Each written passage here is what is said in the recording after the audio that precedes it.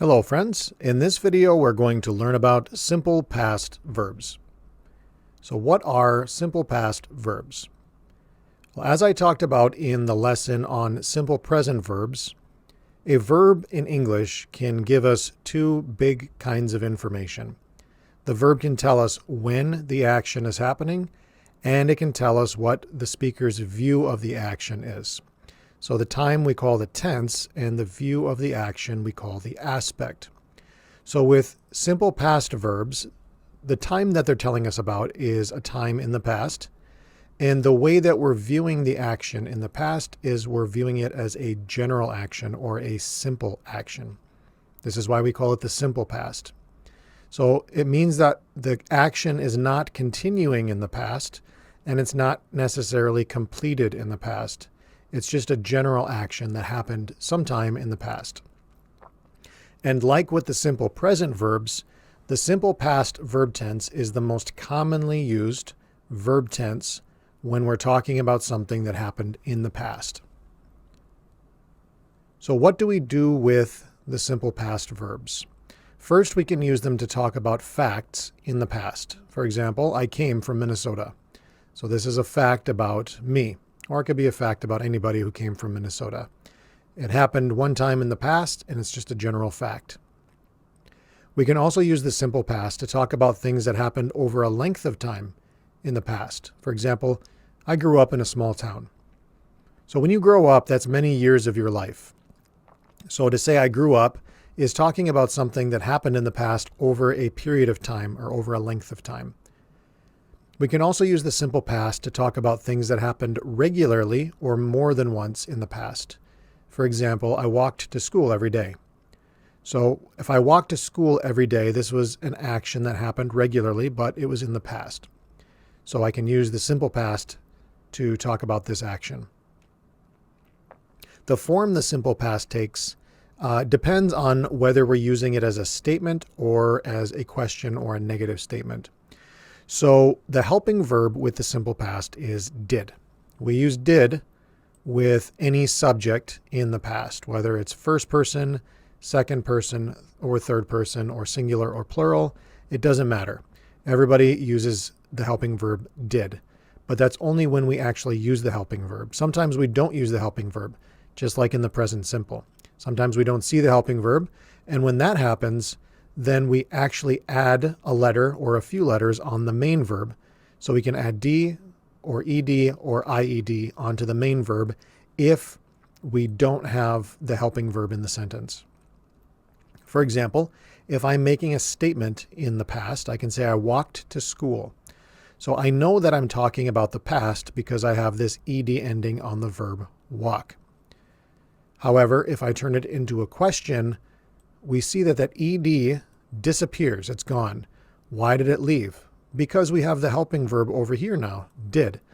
So basically, the verb in the sentence has to tell us when the action happened, whether it was in the past, the present, or the future.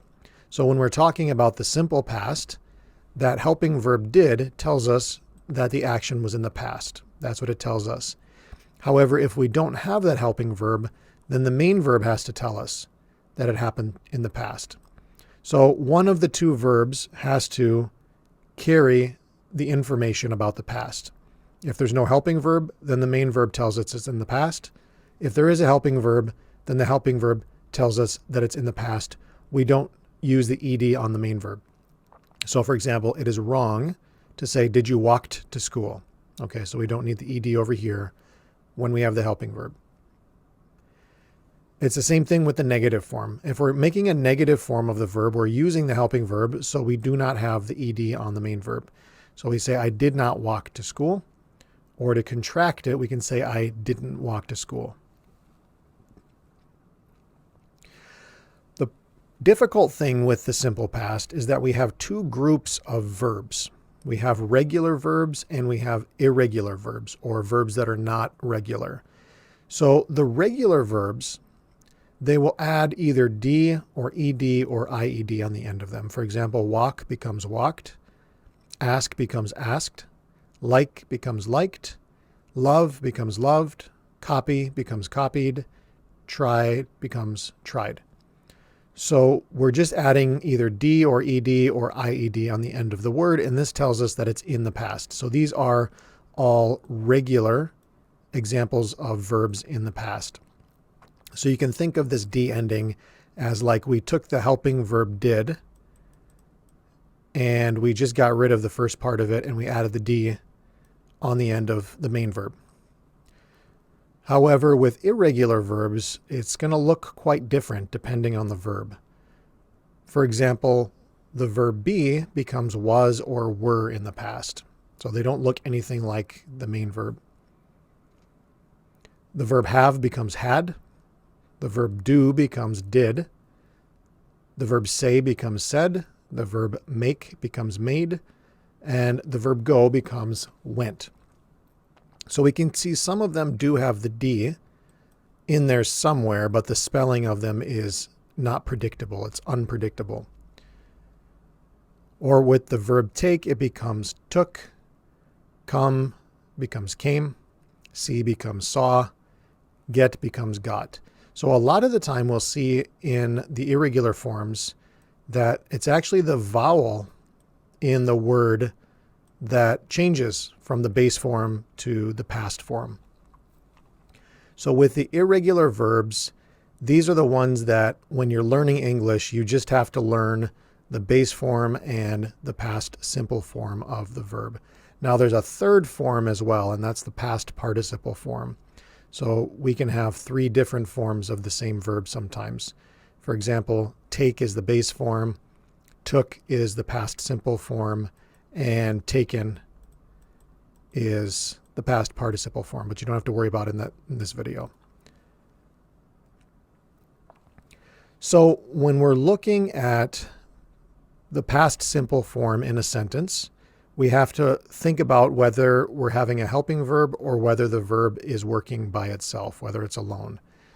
For example, here we can say, I did walk to school. Now, we don't normally say it like this. We don't say, I did walk to school, except for specific reasons. Like if somebody didn't believe that you walked to school, if you said, I walked to school every day, they say, no, I don't believe you. You say, no, I did walk to school every day. I did walk. So sometimes we can say it like this just to make it stronger or to emphasize what we're saying, or if somebody doesn't believe us. But normally we don't say it like this. We would say, I walked to school. So what happens is we get rid of the helping verb and we move the past tense D over to the main verb. So we get the verb walked now. And so this one tells us that it's in the past. However, with the helping verb, now we've got the helping verb did, so we don't use the ED on the main verb like I mentioned earlier in the video. So we can say, did he walk to school, not did he walked to school. And for the negative, he did not walk to school, or the contraction, he didn't walk to school. But when we don't have the helping verb, then the main verb becomes walked. So we can see the difference there. When we have the helping verb, we don't have the ED. When the helping verb is missing, then we have the ED on the main verb. So it's kind of easy to remember when you have a regular verb, but when you have irregular verbs, then it becomes a little bit more difficult because we don't even have the D sometimes. So for example, I did come from Minnesota. Did is my helping verb here. Did tells me that it's in the past. So when I have the helping verb, then I'm using the base form of the main verb. The base form is the form that you find in the dictionary. It is unchanged. It's also sometimes called the infinitive form. So when you have the helping verb, then you're just using the base form of the main verb. However, when we don't have the helping verb, then we have to use the past simple form. So for irregular verbs, for example, come, it turns into came. So we changed this vowel in the middle of the word. Now we know that it's past tense. We don't see a D anywhere. There's no D here. So you just have to know or learn that came is the past tense form of the word come. So again, when we add the helping verb back in, we change from came back into come with the O. So if we've got the did, then we're using the O form, come. So you did not come from Minnesota, or you didn't come from Minnesota. But when we get rid of that helping verb, we have to change it back into came. This is what tells us that it's in the past tense. So with the irregular verbs, you've got to remember which one is the base form of the verb and which one is the past simple form of the verb. So let's now look at the spelling of the regular past simple verbs. So the first rule here is to add D to a verb, or add D to the base form of the verb. We do this when the base verb ends in the letter E. We add a D after the letter E. So like becomes liked with a D, love becomes loved, live becomes lived, and close becomes closed. So we can see each of these ends in an E, so all we're doing is we're adding the D form after. The next rule is to change Y into IED. So when the verb ends in a Y, we change the Y to IED. So try becomes tried, worry becomes worried, copy becomes copied, study becomes studied. So all we're doing is taking off the Y and adding IED to the end. The third rule here is to double the last consonant and add ED. So when the last syllable of the verb ends in consonant, vowel, consonant, then we double the last consonant and add ED to the word. So we see here the word plan. Plan is only one syllable, so the syllable ends with a consonant, a vowel, and a consonant. So we've got consonant, vowel, consonant. Because we have this, we add an extra N when we're putting it into the past, plus the ED. Same thing with stop. So we've got T, consonant, O, vowel, P, consonant. So we have consonant, vowel, consonant, which means we double the last consonant and add ED. Same thing with drop. We've got consonant, vowel, consonant. So we double the last consonant and add ED. Trim, we've got consonant, vowel, consonant. So we double the last consonant and add ED to it.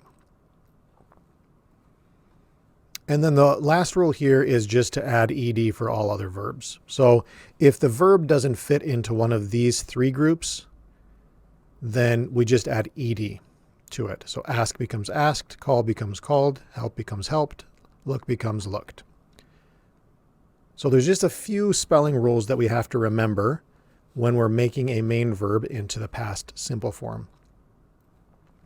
So connected to the spelling is the pronunciation. How do we pronounce this? Because we can pronounce the D or the ED a few different ways.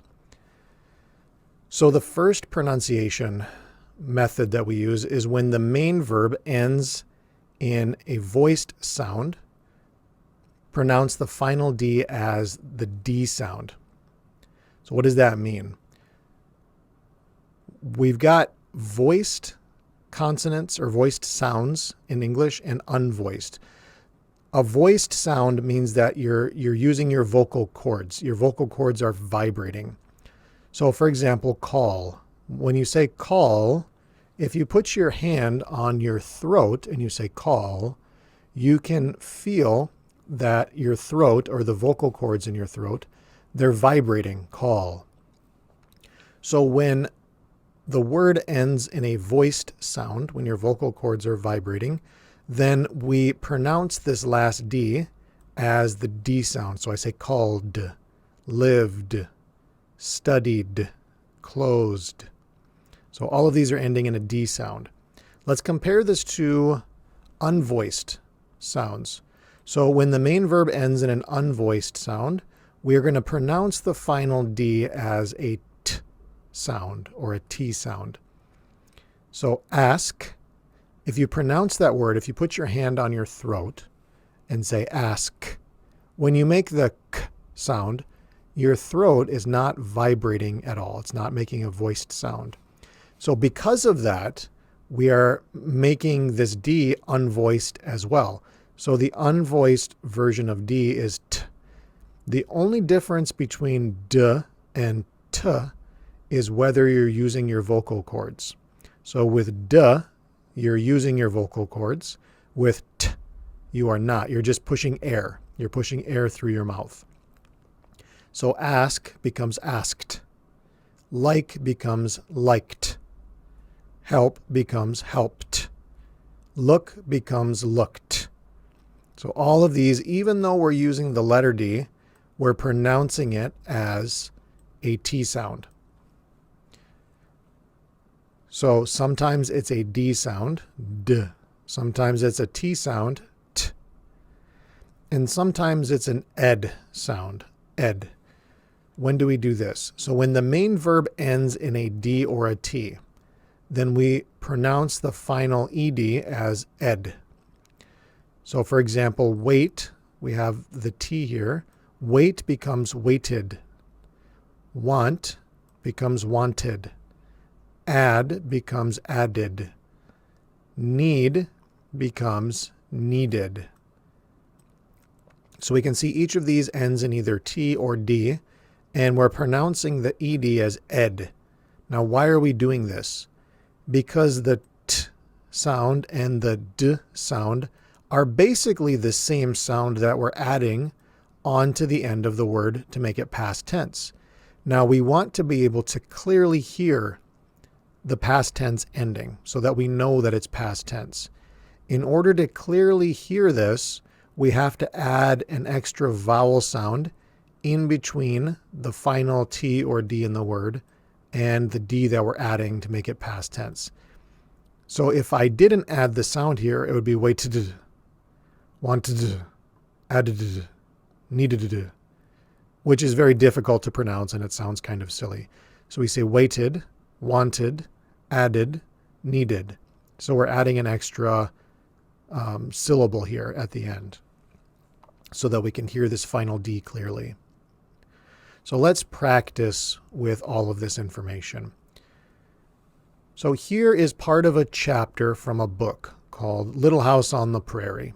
So Little House on the Prairie is a book about a little girl based on a true story who grew up in Wisconsin and Minnesota and South Dakota in the United States. So in this book, her family is talking about moving to the West. What I want you to do is to read through these sentences quickly and look for all of the past simple verbs. Look for all of the past simple verbs, and when you find them, try to figure out whether it's a regular one, that is, if it's ending in a D or ed, or if it's an irregular past tense verb. So I'm going to read through this quickly just to help you. A long time ago, when all the grandfathers and grandmothers of today were little boys and little girls, or very small babies, or perhaps not even born, Pa and Ma and Mary and Laura and baby Carrie left their little house in the big woods of Wisconsin. They drove away and left it lonely and empty in the clearing among the big trees, and they never saw that little house again. So look for all of the verbs that are in the simple past tense and try and figure out whether they are regular or irregular. So you can pause the video to do this and then unpause the video when you're ready to see the verbs. Okay, go ahead and pause if you want to. So in this paragraph, here are the past simple verbs. We have were, left, drove, left, and saw. All of these verbs are irregular. They're not regular. So were is the past form of be. Left is the past form of leave. Drove is the past form of drive. And saw is the past form of see. So these are all irregular verbs. We see left here is twice. All right, let's practice with one more paragraph here from the same book.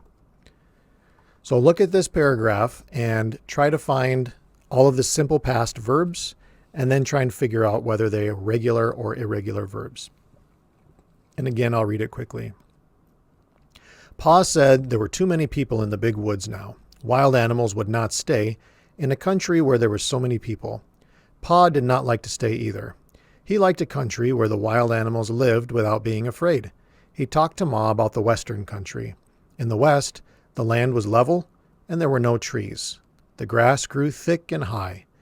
The wild animals wandered and fed as though they were in a pasture that stretched much farther than a man could see, and there were no settlers. So go ahead again and pause the video. Try to find the simple past verbs and then figure out which ones are regular, which ones are irregular, and try to think about what the base form of the verb is as well. So go ahead and pause the video now, and then when you're ready to see the answers, unpause the video. All right, so in this paragraph, there are a lot more verbs. Some of them are regular and some are irregular. So we've got said, which is irregular, and it's the past form of say. Were, again, this is the past form of be. That's irregular. And we see it again here. Did not like. So this one is regular, but we have it as the negative. So we see the helping verb here. Lived, this is a regular one. So it's the past form of live. Talked, this is regular. So it's the past form of talk. Was, this is another past form of be. Were, again, it's irregular.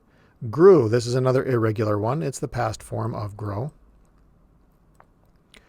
Wandered, this is a regular verb, which means the base form is wander. Stretched, this is regular, which means the base form is stretch. And again, we see were. And as I mentioned in the lesson video on the be verb, we can see here, again, the be verb is one of the most common verbs in English. So we see were, was, were, and were.